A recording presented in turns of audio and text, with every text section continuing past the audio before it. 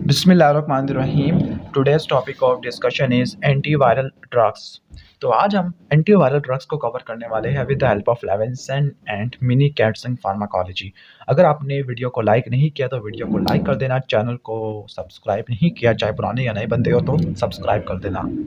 Okay, start करते हैं। सबसे पहले हमने एंटीवायरल थेरेपी के प्रिंसिपल्स को देखना है, फिर हमने देखना है कि वो कौन सी एंटीबायोटिक्स होती है जो अर्ली इवेंट्स को ब्लॉक करती है, एंटीवायरल एंटीबायोटिक्स बोलो एंटीवायरल ड्रग्स, और कौन से ड्रग्स होती हैं जिसने न्यूक्लिक एसिड की सिंथेसिस को ब्लॉक कर देना है, कौन से वायरसेस के अंदर। डायग्राम्स पे हम ज़्यादा फोकस करेंगे क्योंकि मिनी कैट्सन के अंदर डायग्राम्स नहीं है। फिर हम one by one in drugs को डिटेल से स्टार्ट करेंगे। तो स्टार्ट करते हैं वीडियो को। सबसे पहला है प्रिंसिपल ऑफ एंटीवायरल थेरेपी। अब आप एंटीवायरल ड्रग को एंटीबैक्टीरियल ड्रग से कंपेयर करते हो तो एंटीवायरल ड्रग्स रिलेटिवली कम होती है। अब इनकी कम होने की वजह ये है कि बल्कि 4 रीज़न है। नंबर 1 कि आपको सिलेक्टिव टॉक्सिसिटी अचीव करने में बहुत ज़्यादा मुश्किल होती है, क्योंकि आपको पता है कि बैक्टीरिया प्रोकैरियोटिक सेल है और ह्यूमन सेल यूकैरियोटिक सेल है। प्रोकैरियोटिक और यूकैरियोटिक में थोड़ा-सा स्ट्रक्चरल डिफरेंसेस आ जाते हैं। इन स्ट्रक्चरल डिफरेंसेस को नोट करते हुए हम एंटीबैक्टीरियल ड्रग ऐसे बनाते हैं जो बैक्टीरिया के लिए स्पेसिफिक होती है। लेकिन वायरसेस असल में होते क्या है? वायरसेस ऑब्लिगेट इंट्रासेलुलर पैरासाइट है। अब वायरस होते क्या है? वायरस ने होस्ट सेल को यूज़ करना है, होस्ट सेल की मशीनरी को यूज़ करना है।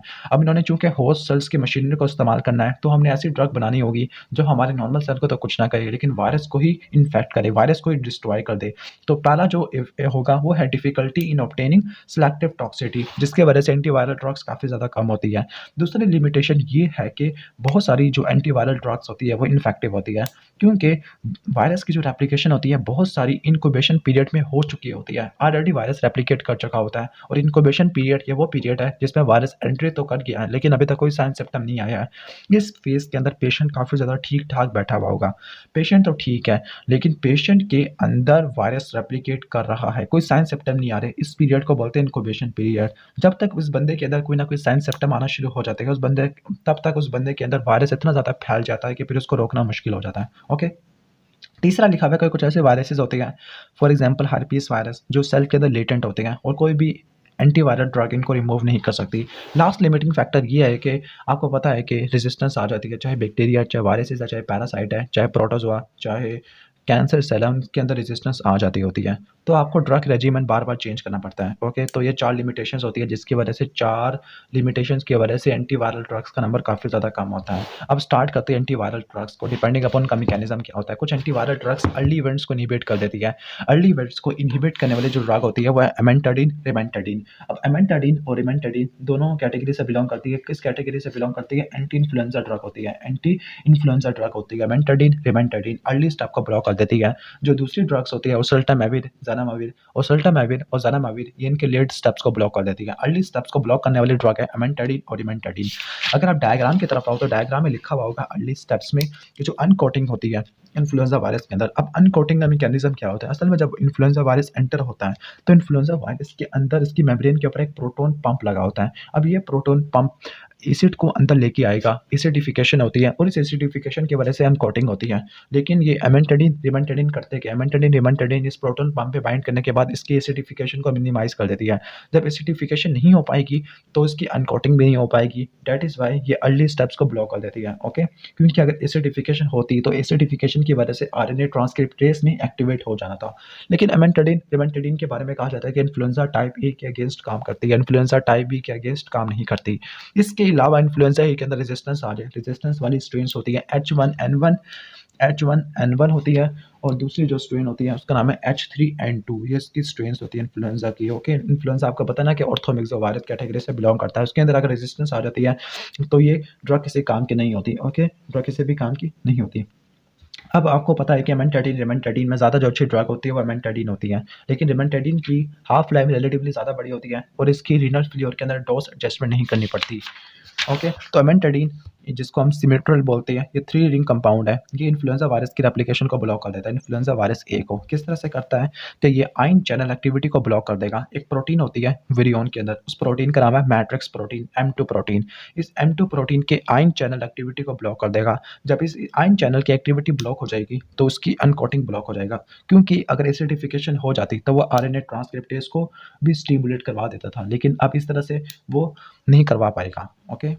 ठीक हो गया। अब एब्ज़ॉर्प्शन और पेनिट्रेशन तो हो जाएगा, पहले 2 स्टेप्स वो तो हो जाएगी। जो पहले 2 स्टेप्स होते हैं ना, वो इनहिबिट करने वाले ड्रग है, उसका नाम है फेविलिज़ुमाब, वो रिस्पिरेटरी सिंसेशन वायरस पे जाके काम करती है। एब्ज़ॉर्प्शन, पेनिट्रेशन तो हो जाएगा लेकिन अनकोटिंग नहीं हो पाएगा, ओके? अनकोटिंग नहीं हो पाएगा, जब अनकोटिंग नहीं हो पाएगा तो ट्रांसक्रिप्शन नहीं हो पाएगा क्योंकि एसिडिफ़िकेशन उसको एक्टिवेट करता था। अब ये ड्रग इन्फ्लुएंज़ा ए वाले को सिर्फ़ इनहिबिट करती है, बी और सी वाले को नहीं कर पाती, ओके? तो अर्ली इवेंट के अंदर पहले जो ड्रग आ जाती है वो एमेंटाडिन और इमेंटाडिन आ जाती है। एमेंटाडिन अनकोटिंग को प्रिवेंट करती है by blocking M2 matrix protein, इस्तेमाल होती है इन्फ्लुएंजा वायरस ए के अगेंस्ट, बी और सी के अगेंस्ट किसी भी काम की नहीं होती। ए, बी, सी और रेजिस्टेंट स्ट्रेन के लिए जो ड्रग हम यूज़ करते हैं एंटी इन्फ्लुएंजा, उसका नाम है ओसेल्टामाविर और ज़ानामाविर, जो कि लेट स्टेप्स को ब्लॉक कर देती है, जैसे जो इनकी रिलीज़ को ब्लॉक कर देती है ओसेल्टामाविर और ज़ानामाविर। बता देता हूँ कि ये किस तरह से ब्लॉक करती है। तो ये जो होते क्या है, ये ड्रग्स न्यूरामिनिडेज को ब्लॉक कर देती है। अब न्यूरामिनिडेज ने करना क्या है, अगर आप यहाँ पे आओ, न्यूरामिनिडेज ने करना क्या है, सियालिक एसिड रेसिड्यू को तोड़ देना है from the viral protein and the surface protein, और वायरस के बाहर जाने वाले रास्ते को हमवार कर देना है। लेकिन अब न्यूरामिनिडेज को ब्लॉक कर दोगे तो विरियन की रिलीज नहीं हो पाएगी। जब विरियन की रिलीज नहीं हो पाएगी तो जो विरियन सेल के अंदर पड़े हुए हैं उनकी क्लम्पिंग होना शुरू हो जाएगा और वो किसी काम के नहीं होंगे। तो न्यूरामिनिडेज को ब्लॉक करने की वजह से जो वायरल स्प्रेड होता है वो मिनिमाइज हो जाता है। हाँ, ये तो हो गया कि वायरस ने एक सेल को तो डिस्ट्रॉय कर दिया लेकिन वो आगे फैल नहीं सकेगा। तो ये ओसेल्टामाविर और ज़ानामाविर होती है। इनके अगर आप क्लिनिकल यूजेस की तरफ आते हो तो ये सारी इस्तेमाल होती है इन्फ्लुएंजा ए के लिए, इन्फ्लुएंजा बी के लिए, इन्फ्लुएंजा सी के लिए, रेजिस्टेंट स्ट्रेन के लिए भी काम आती है। लेकिन ओसेल्टामाविर प्रो ड्रग है, इसकी एक्टिवेशन गट के अंदर और लीवर के अंदर होती है, ओके? ओके, ओरली दी जाती है, लेकिन ज़ानामाविर इंट्रानेज़ली दी जाती है, इंट्रानेज़ली दी जाती है। अब आपको ये पता है कि ओसेल्टामाविर की वजह से ओरली देंगे तो जीआईटी सिम्पटम आएंगे, और ज़ानामाविर दोगे तो आपको नेज़ल सिम्पटम आएंगे, कफ, थ्रोट इन्फेक्शन, सोर थ्रोट और ब्रोंकोस्पैज़म भी हो सकता है एस्थमेटिक पेशेंट के अंदर, ओके? तो ये ओसेल्टामाविर और ज़ानामाविर हो गया। तो ये अर्ली स्टेप्स में पहला तो आपने इन्फ्लुएंजा वायरस का पढ़ लिया, इन्फ्लुएंजा वायरस का अर्ली स्टेप्स, ओके? अब इसके बाद जो दूसरी ड्रग्स होती है अर्ली स्टेप्स के अंदर, वो आती है एचआईवी की ड्रग्स होती है। एचआईवी ड्रग्स में कुछ फ्यूजन या एंट्री या फ्यूजन इनहिबिटर्स होते हैं, ठीक है? ओके? तो जो फ्यूजन इनहिबिटर्स होते हैं वो होगी ड्रग एनफ्यूबरटाइड होगी, एनफ्यूबरटाइड होगा, ओके? और मैराविरोक होगा, ये बाइंडिंग को प्रिवेंट कर देती है। अब हम इन दोनों का पढ़ लेते हैं। जो एनफ्यूबरटाइड होती है इसके एफयूवी फ्यूजन से रिलेटेड है, फ्यूजन से। अब ये होती क्या है, एनफ्यूबरटाइड ये GP41 पे जाके बाइंड करते हैं एनफ्यूबरटाइड, और GP41 पे बाइंड करने के बाद ये वायरस की एंट्री को सेल के अंदर मिनिमाइज कर देती है, ओके? तो ये जो जिस क्लास से बिलोंग करती है उसका नाम है फ्यूजन इनहिबिटर, ओके? क्योंकि ये वायरल एनवेलप को सेल मेम्ब्रेन के साथ फ्यूजन को ब्लॉक कर देती है। क्यों फ्यूजन इनहिबिटर कहते हैं, क्योंकि वायरस का एनवेलप सेल मेम्ब्रेन के साथ फ्यूज नहीं कर पाता। किस तरह से काम करती है, ये GP41 पे जाके बाइंड कर देती है और एंट्री को ब्लॉक कर देती है। लेकिन जो मैराविरोक है, मैराविरोक ने CCR5 इसकी बाइंडिंग को मिनिमाइज कर देना है, CCR5 इसकी बाइंडिंग को मिनिमाइज कर देना है। असल में जब HIV का इन्फेक्शन स्टार्ट होता है, तो अगर आप इस डायग्राम में आओ, इस डायग्राम में, तो इस डायग्राम में जो HIV का इन्फेक्शन होता है इसमें जो GP120 होती है, इसके ऊपर GP120 लगी हुई है। GP120 ने CD4 मॉलिक्यूल के साथ जाके बाइंड करना होता है, और इसके अलावा CCR5 के साथ भी जाके बाइंड करना है, CCR5 के साथ। इसके बाद ठीक हो गया, ओके? CCR5 जिसको हम कह सकते हैं CCR5 ट्रॉफिक HIV स्ट्रेन्स। अब इसके साथ बाइंड करना है, लेकिन इसकी बाइंडिंग को मिनिमाइज करने के लिए जो ड्रग यूज़ होती है वो है मैराविरोक, CCR5, ओके? पहले CD4 के साथ बाइंड करता है, फिर CCR5 के साथ बाइंड करता है। एंट्री इनहिबिटर में लिखा हुआ है एनफ्यूबरटाइड, मैराविरोक और इबालिजुमाब, ओके? इबालिजुमाब। अब जिनके आखिर में जुमाब आ जाता है या जुमाब आ जाता है, ये मोनोक्लोनल एंटीबॉडी होती है, ओके? तो जो CCR5 पे जो काम करेगी वो होगी मैराविरोक, CD4 पे जो बाइंड करेगा वो होगी मोनोक्लोनल एंटीबॉडी इबालिजुमाब, ठीक है? इबालिजुमाब जाके काम करती है एनफ्यूबरटाइड, GP41 की बाइंडिंग को मिनिमाइज कर देती है, ठीक है? GP41 पे जाके बाइंड करेगा और फ्यूजन को इनहिबिट कर देगा, ओके? तो उम्मीद है कि आपको समझ आ गया होगा, GP41 है। और जबकि मैराविरोक HIV की बाइंडिंग को प्रिवेंट कर देती है टू CCR5। CCR5 एक को रिसेप्टर के तौर पे काम आता है जो एंट्री करवा देता है। ये CCR5 के साथ बाइंड करने के बाद ये जो CCR5 का GP120 के साथ इंटरेक्शन इसको ब्लॉक कर देती है, ठीक है? वरना पहले CD4 के साथ बाइंड करने के बाद CCR5 ने GP120 के साथ बाइंड करना था, लेकिन जब ये CCR5 के साथ बाइंड कर लेगा तो वो GP120 के साथ इंटरेक्ट नहीं कर पाएगा। तो इस तरह से मैराविरोक जाके काम करती होती है। नेक्स्ट ड्रग है इबालिजुमाब।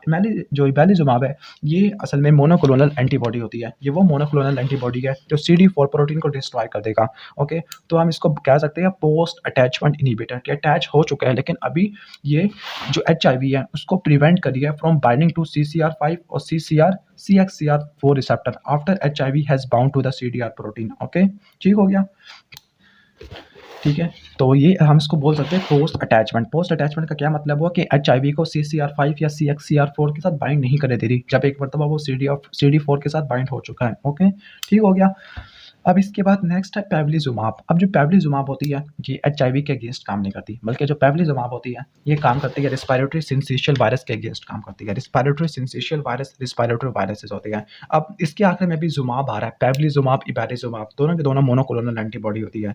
लेकिन ये मोनोक्लोनल एंटीबॉडी जो इसकी फ्यूजन प्रोटीन होती है, किसकी फ्यूजन प्रोटीन होती है? रिस्पायरेटरी सिंसिशियल वायरस की। ये रिस्पायरेटरी सिंसिशियल वायरस की फ्यूजन प्रोटीन को डिस्ट्रॉय करना शुरू कर देती है। ओके, यानी पहले इसकी फ्यूजन प्रोटीन के साथ बाइंड करेगा, उसको न्यूट्रलाइज कर देगा। जब ये प्रोटीन न्यूट्रलाइज हो जाएगा तो फिर ये वायरस इस अपने रिसेप्टर पर जाके बाइंड नहीं कर सकता। इसके रिसेप्टर पड़े हुए होते हैं रेस्पिरेटरी ट्रैक या एपिथेलियम के ऊपर। जब ये बाइंड नहीं करेगा तो ये ड्रग पेवलीजुमाब ब्रोंकियोलाइटिस और निमोनिया को प्रिवेंट करती है, स्पेसिफिकली प्री मैच्योर या इम्यूनो कॉम्प्रोमाइज्ड इंडिविजुअल के अंदर, इन्फेंट के अंदर। तो आपने सब पढ़ लिया होगा कि वो कौन कौन सी ड्रग्स होती है जो अर्ली स्टेप्स को ब्लॉक कर देती है। अर्ली स्टेप के अंदर अगर आप यहाँ पे आओ, अनकोटिंग को ब्लॉक करने वाली अमेंटाडीन, रिमेंटाडीन है, एनफेवर्टाइड। ओके, यानी एंट्री स्टेप्स को माराविरोक है, पेवलीजुमाब का और इमैलिजुमाब होती है। जो पेवलीजुमाब है रिस्पिरेटरी सिंसिशियल वायरस के लिए, एनफेवर्टाइड और माराविरोक ये इस्तेमाल होती है किन के लिए? ये इस्तेमाल होती है HIV के लिए। एमेंटाडीन और इमेंटाडीन ये इस्तेमाल होती है इन्फ्लुएंजा के लिए। ओके, इन्फ्लुएंजा के लिए काम करती है। आपको ये भी पता होना चाहिए कि एनफेवर्टाइड की वजह से हाइपर सेंसिटिविटी रिएक्शन आ जाती है, और माराविरोक की वजह से M से माराविरोक, M से मसल और जॉइंट पेन और लीवर के एंजाइम भी बढ़ जाते हैं। ओके, लास्ट इन्होंने छोड़ दी ड्रग है इबैलिजुमाब, ये भी HIV के अगेंस्ट काम करती है, लेकिन ये पोस्ट अटैचमेंट इनहिबिटर होता है। ओके, तो हमने डायग्राम से काफ़ी सारा कवर कर लिया है। अब आते हैं inhibition of viral nucleic acid synthesis के। कुछ ड्रग्स होती है जो न्यूक्लिक एसिड के सिंथेसिस को ब्लॉक कर देती है।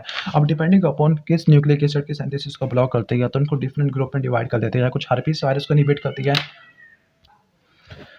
कुछ जाके HIV पे काम करती है, कुछ जाके हेपेटाइटिस B पर, हेपेटाइटिस C पर।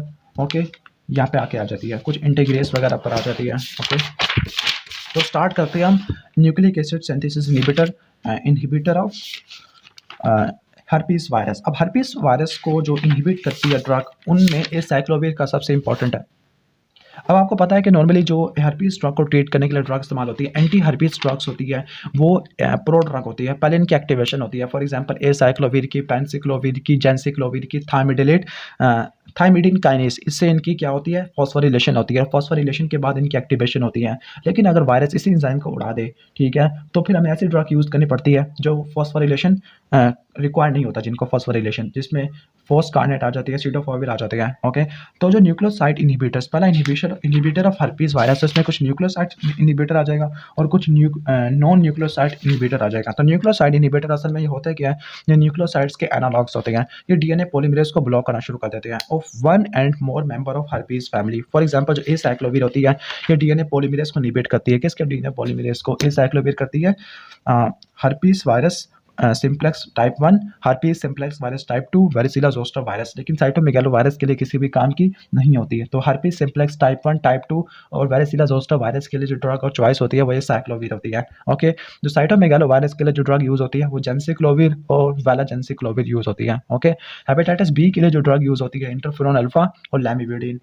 जो हेपेटाइटिस C के लिए इंटरफेरोन अल्फा और सोफेस्ब्यूविर। इन्फ्लुएंजा A के लिए ओसेल्टामाविर और इन्फ्लुएंजा B के लिए भी ओसेल्टामाविर। ओके, स्टार्ट करते हैं एसाइक्लोविर से। एसाइक्लोविर जिसका पूरा नाम है एसाइक्लोगुआनिसिन। एसाइक्लोगुआनिसिन नाम से लग रहा है कि गुआनिसिन एनालॉग होती है। Herpes simplex type 1, type 2 cytomegalo virus के अगेंस्ट काम करती है। लेकिन आपको ये बताया था कि पहले जो ड्रग होती है पहले इनएक्टिव होती है। नॉर्मली ड्रग क्या होती है? इनएक्टिव होती है। इनकी एक्टिवेशन के लिए 3 फॉस्फेट चाहिए। ओके, तो इसकी एक्टिवेशन होती है वायरस इन्फेक्टेड सेल के अंदर। ऐसे सेल जो वायरस ने इन्फेक्ट किया होगा सिर्फ उसी के अंदर होती है, जिसकी वजह से सिलेक्टिवली काम करती है। ओके, रजिस्टर्स का मैकेनिज्म है कि वायरस क्या करता है, थायमिडिन काइनेस को ही उड़ा देता है, ठीक है। जब थायमिडिन काइनेस नहीं होगा तो इनके फॉस्फोरिलेशन नहीं हो पाएगी, जब इनके फॉस्फोरिलेशन नहीं हो पाएगी तो फिर आगे काम नहीं करेगी।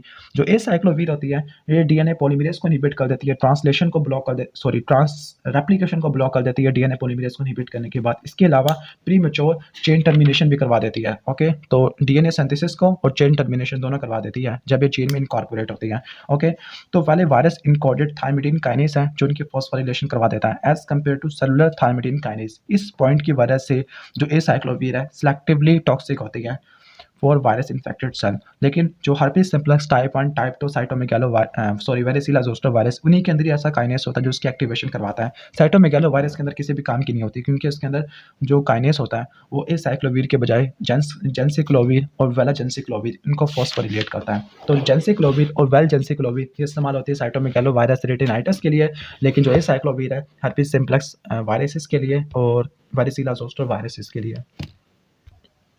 ओके, तो एक मरतबा एसाइक्लोविर फॉस्फोरिलेशन होगी तो वो फॉस्फोरिलेशन करवाने वाला सबसे पहला जो एंजाइम होता है वो वायरस का इनकोडेड होता है, वायरल थायमिडिन काइनेस। लेकिन इसके बाद जो दो फॉस्फेट ग्रुप ऐड होते हैं वो सेलुलर काइनेस की वजह से ऐड होते हैं। अब एसाइक्लोविर ने डीएनए पॉलीमरेज को इनहिबिट कर देना है, डीएनए की सिंथेसिस को ब्लॉक कर देना है। इसके अलावा एसाइक्लोविर प्रीमेच्योर चेन टर्मिनेशन करवा देती है क्योंकि इसके पास हाइड्रोक्सल ग्रुप नहीं होता थर्ड पोजीशन के ऊपर। जब हाइड्रोक्सल ग्रुप नहीं होगा तो ये क्या कर देगा, उड़ा देगा, ठीक है, चेन टर्मिनेशन करवा देगा प्रीमेच्योर। अब आपको ये बता दूं कि एसाइक्लोविर सिलेक्टिवली टॉक्सिक होती है, इसकी दो वजह है। तो मिनी कैटसन में ये चीज़ें नहीं लिखी हुई, ये सिर्फ लेविंसन के अंदर लिखी हुई है। पहली चीज़ एसाइक्लोविर की जो फॉस्फोरिलेशन होती है मोनोफॉस्फेट के अंदर वो वायरस इनकोडेड थायमिडिन काइनेस से होती है as compare to cellular thymidine kinase. इसका मतलब ये है कि ये हर्पीस वायरस इन्फेक्टेड सेल के अंदर ही एक्टिवेट होगा, अनइन्फेक्टेड सेल के अंदर एक्टिवेट नहीं होगी। जो एसाइक्लोविर ट्राइफॉस्फेट है ये जो वायरस के डीएनए पॉलीमरेज है उसको ज़्यादा अच्छे तरीके से इनहिबिट कर देती है as compare to cellular DNA polymerase. इन्हीं दो वजहों की वजह से ये एसाइक्लोविर एक्टिवली टॉक्सिक होती है। ओके, तो एसाइक्लोविर इस्तेमाल होते हैं टॉपिकली, यानी आप इसको टॉपिकली इस्तेमाल कर सकते हो, स्किन के ऊपर अप्लाई कर सकते हो, लोकली इस्तेमाल कर सकते हो in the treatment of primary genital herpes जो टाइप 2 की वजह से होता है। लेकिन इसका लेटेंसी वाले पीरियड के ऊपर या रिकरेंस के ऊपर कोई इफेक्ट नहीं होता, ठीक है। एसाइक्लोविर ड्रग ऑफ चॉइस है वो हर्पीस सिम्प्लेक्स टाइप 1 एन्सेफलाइटिस के लिए और इम्यूनो कॉम्प्रोमाइज्ड इंडिविजुअल के लिए। जब इनमें हर्पीस सिम्प्लेक्स वायरस हो जाता है और सिस्टेमिक इन्फेक्शन को प्रिवेंट करवाना है तो हम ये ड्रग यूज़ करते होते हैं। तो आपने ये याद रखना है कि म्यूकोकुटेनियस और जेनिटल हर्पीस टाइप 1 इसके लिए इस्तेमाल करते हैं, एड्स वाले और इम्यूनो कॉम्प्रोमाइज्ड इंडिविजुअल के अंदर प्रोफाइलैक्सिस के तौर पर इस्तेमाल करते हैं ताकि इनकी प्रिवेंशन ताकि हर्पीस वायरस से प्रिवेंट हो सके, ठीक है। प्रोफाइलैक्सिस के तौर पर इस्तेमाल होती है और ट्रीटमेंट के तौर पर इस्तेमाल होती है। अब एसाइक्लोविर की जो रेजिस्टेंस होती है वो रेजिस्टेंस ये है कि जो वायरस का थायमिडिन काइनेस है इसके जीन के अंदर म्यूटेशन आ जाती है। इसके जीन के म्यूटेशन की वजह से वायरस के अंदर थायमिडिन काइनेस एंजाइम होगा ही नहीं, जिसकी वजह से एसाइक्लोविर किसी काम के नहीं है। इस केस में आप जब यूज़ करोगे तो दूसरी ड्रग यूज़ करोगे, सिडोफोविर आप यूज़ करोगे, फोस्कारनेट यूज़ करोगे और फोमिफेरसिन यूज़ करोगे, ठीक है। एसाइक्लोविर के अलावा कुछ दूसरी ड्रग्स होती है, फॉर एग्जांपल वेलासाइक्लोविर है और पेंसिक्लोविर होती है। जो वेलासाइक्लोविर होती है इसने साइक्लोविर में कन्वर्ट होना है, पेंसिक्लोविर इसने भी थायमिडिन काइनेस से एक्टिवेट होने के बाद डीएनए पॉलीमरेज को इनहिबिट कर देना है, लेकिन इसमें चेन की टर्मिनेशन नहीं करवानी। और लास्ट है फेमसिक्लोविर। फेमसिक्लोविर ये कन्वर्ट होती है किसके अंदर, पेंसिक्लोविर के अंदर कन्वर्ट होती है। इसके अलावा एक और ड्रग भी है उसका नाम है डोकोसानोल। जो डोकोसानोल होती है ये एलिफेटिक अल्कोहल है, ये फ्यूजन को इनहिबिट कर देती है। जिस तरह यहाँ पे एक ड्रग थी जो मैराविरोक थी, मैराविरोक इनकी फ्यूजन को एनफेवाटाइड था, एनफेवाटाइड वायरल इन्वेलप का सेल मेम्ब्रेन के इन्वेलप के साथ फ्यूजन को ब्लॉक करता था। लेकिन जो ये डोकोसानोल होगा ये भी फ्यूजन को इनहिबिट करता है, लेकिन ये हर्पीस वायरस की फ्यूजन को इनहिबिट कर देता है, ठीक है। इस साइक्लोविर के कुछ डेरिवेटिव्स होती है, फॉर एग्जांपल वेलासाइक्लोविर है जिसकी प्लाज्मा कंसंट्रेशन काफ़ी हाई होती है जब आप ओरली लेते हैं, तो ये हर्पीस जेनिटालिस के अंदर इस्तेमाल होती है, हर्पीस जोस्टर वायरस के अंदर इस्तेमाल होती है। जो पेंसिक्लोविर क्रीम होती है वो रिकरेंट यहाँ पे लिखा हुआ है ओरोलेबियल हर्पीस सिम्प्लेक्स उसको ट्रीट करने के लिए इस्तेमाल होती है। ये असल में ये साइक्लोगुआनिसिन का डेरिवेटिव होता है जिसमें डाइएसिटाइल ग्रुप लगा दिया है। फेमसिक्लोविर पेंसिक्लोविर में कन्वर्ट होती है, ये भी हर्पीस जोस्टर और हर्पीस सिम्प्लेक्स वायरस को ट्रीट करने के लिए इस्तेमाल हो जाती है। नेक्स्ट है जेंसिक्लोविर। जेंसिक्लोविर का अगर फार्मूला देखो तो लिखा हुआ है DHPG, ओके। बस आपने ये याद रखना है कि गुआनिन डेरिवेटिव है, जबकि ये वाला गुआनोसिन था। ठीक हो गया, दोनों का फ़र्क आपने नोट कर लेना है। ये न्यूक्लियोसाइड एनालॉग होता है गुआनोसिन का, लेकिन यहाँ पर 4 कार्बन फ्रेगमेंट्स हैं एज़ कम्पेयर टू शुगर। अब इस ये इस्तेमाल होती है साइटोमेगालोवायरस रेटिनाइटिस के लिए इस्तेमाल होती है। जेनसेक्लोविर की एक्टिवेशन कराने के लिए भी एक काइनेस होता है जिसको बोलते हैं फॉस्फोकाइनेस, जिस तरह एसाइक्लोविर की एक्टिवेशन करवाता था। म्यूटेशन वही रेजिस्टेंस का मैकेनिज्म है कि म्यूटेशन हो जाती है, एंजाइम को ही उड़ा देता है। ठीक हो गया, ओके। अब जो जेनसेक्लोविर होती है, जेनसेक्लोविर और वेलजेनसेक्लोविर ये इस्तेमाल होती है साइटोमेगालोवायरस रेटिनाइटिस के अंदर इस्तेमाल होती है, ओके। और एड्स वाले पेशेंट के अंदर प्रोफाइलैक्सिस के तौर पर इस्तेमाल होती है। ठीक है, इसका साइड इफेक्ट है कि इसकी वजह से ल्यूकोपीनिया हो सकता है, थ्रोम्बोसाइटोपिनिया हो सकता है, और अगर न्यूट्रोपिनिया काफ़ी ज़्यादा सीवियर हो जाएगा जब इसको ज़िडोविडिन के साथ मिला के देंगे। ज़िडोविडिन न्यूक्लियोसाइड रिवर्स ट्रांसक्रिप्टेज इनहिबिटर है, ओके। इसके अलावा एक और ड्रग भी है वेलजेनसेक्लोविर, ये जेनसेक्लोविर के अंदर कन्वर्ट हो जाती है और फिर जेनसेक्लोविर जैसा काम कर लेती है। नेक्स्ट ड्रग है सिडोफोविर। तो सिडोफोविर है, इसका मैकेनिज्म ऑफ एक्शन ये है कि ये फॉस्फोनेट है। इसकी एक्टिवेशन होस्ट सेल काइनेज से होती है। सिडोफोविर, ट्राइफ्लोरिडीन, इनकी होस्ट सेल से एक्टिवेशन होती है, ओके। यानी ये वायरस के काइनेज के ऊपर डिपेंडेंट नहीं होता। तो ये साइटोमेगालोवायरस रेटिनाइटिस को ट्रीट करने के लिए इस्तेमाल होता है सिडोफोविर। स्पेसिफिकली इस केस में जब आपको रेजिस्टेंस देखने को मिलती है, जेनसेक्लोविर के अगेंस्ट रेजिस्टेंस आ गई है, एसाइक्लोविर रेजिस्टेंट स्ट्रेन है, तो इसके अंदर हम इस्तेमाल कर सकते होते हैं। इसका मैकेनिज्म ऑफ एक्शन बिल्कुल वही है कि इसने डीएनए पॉलीमरेज को इनहिबिट कर देना है। हर्पीज सिम्प्लेक्स के भी, वेरिसिला जोस्टर वायरस के भी, साइटोमेगालोवायरस के भी। इसके बाद है ट्राइफ्लोरिडीन। ट्राइफ्लोरिडीन न्यूक्लियोसाइड एनालॉग होता है जिसमें मिथाइल ग्रुप में फ्लोराइड होता है, फ्लोरीन एटम होता है, वो भी 3 होते हैं as compare to 3 hydrogen atom. इसकी फॉस्फोरिलेशन होती है ट्राइफॉस्फेट के अंदर, लेकिन वही होस्ट सेल की काइनेज होती है। ठीक हो गया। अब ये इस्तेमाल होती है टॉपिकल एप्लीकेशन ऑफ केराटोकंजक्टिवाइटिस। ये केराटोकंजक्टिवाइटिस के अंदर ट्रीट करने के लिए इस्तेमाल होती है। हर्पीज केराटिटिस आप बोल लो। हर्पीज केराटिटिस में एक और ड्रग भी इस्तेमाल होती है, विटाराबिन, ओके। तो इससे पहले जो तमाम ड्रग्स हमने पढ़ी थी वो सारी की सारी न्यूक्लियोसाइड इनहिबिटर्स थी, एंटी मेटाबोलाइट्स थी। एसाइक्लोविर, जेनसेक्लोविर, वेलासाइक्लोविर, वेलाजेनसेक्लोविर, पेंसेक्लोविर, फैमसेक्लोविर, सिडोफोविर और ट्राइफ्लोरिडीन। जो ट्राइफ्लोरिडीन थी और एक और ड्रग भी थी जिसका नाम भूल गया, वो इस्तेमाल होती है हर्पीज केराटिटिस के अंदर। ठीक हो गया, ओके। बाकी जो नॉन न्यूक्लियोसाइड इनहिबिटर है उसमें आ जाती है फोस्कारनेट। फोस्कारनेट डीएनए पॉलीमरेज के साथ आरएनए पॉलीमरेज और रिवर्स ट्रांसक्रिप्टेज को भी ब्लॉक कर देना है। ये इस्तेमाल होती है फोस्कारनेट साइटोमेगालोवायरस में, हर्पीज सिम्प्लेक्स वायरसेस के अंदर, एड्स वाले पेशेंट के अंदर, इम्यूनो कॉम्प्रोमाइज्ड इंडिविजुअल के अंदर एज अ प्रोफाइलैक्सिस। और ये भी इस्तेमाल होती है जब एसाइक्लोविर या जेनसेक्लोविर के अगेंस्ट रेजिस्टेंस आ जाती है। ठीक हो गया, ओके। यहाँ पे लिखा हुआ है कि फोस्कारनेट होती है, it is use to treat patient infected with acyclovir resistant mutant of herpes simplex type 1 virus and varicella zoster virus, उनको ट्रीट करने के लिए भी इस्तेमाल हो जाती है, ओके। अब हम यहाँ पे इसके टेबल को याद कर लेते हैं कि पहले जो एंटी हर्पीज ड्रग्स होती है इसमें साइक्लोविर, वेलसाइक्लोविर, पेंसेक्लोविर, फैमसेक्लोविर। जो वेलासाइक्लोविर, फैमसेक्लोविर प्रो ड्रग होती है। ट्रीटमेंट और प्रोफाइलैक्सिस में लिखा हुआ है कि herpes simplex type 1, type 2 वेरिसिला zoster virus है, लेकिन कोई भी ड्रग थाइमिडीन काइनेज वाली डेफिशिएंट इंडिविजुअल के अंदर किसी भी काम की नहीं होती। साइड इफेक्ट में नोजिया, वॉमिटिंग, डायरिया लिखा हुआ है। एसाइक्लोविर की वजह से रीनल और सीएनएस टॉक्सिसिटी आ जाती है। साइटोमेगालोवायरस के अगेंस्ट जेनसेक्लोविर, वेलजेनसेक्लोविर, सिडोफोविर और फोस्कारनेट इस्तेमाल हो जाती है, जो साइटोमेगालोवायरस के इन्फेक्शन को प्रिवेंट करने के लिए या ट्रीटमेंट करने के लिए इस्तेमाल की जाती है, ओके। और अगर आपने एंटीवायरल ड्रग्स को याद करना है तो सारे वायरसेस लिखे हुए हैं और हर वायरस के लिए कौन कौन सी ड्रग होती है वो भी आपने याद कर लेना है, ओके। उम्मीद है कि वीडियो अच्छी लगी होगी। वीडियो अच्छी लगी हो तो वीडियो को लाइक कर देना, चैनल पर नए हो तो सब्सक्राइब कर देना। फिर हम इसका लाएंगे पार्ट 2 के अंदर हम HIV के इनहिबिटर्स को पढ़ेंगे। ठीक हो गया, तो वीडियो को लाइक कर देना।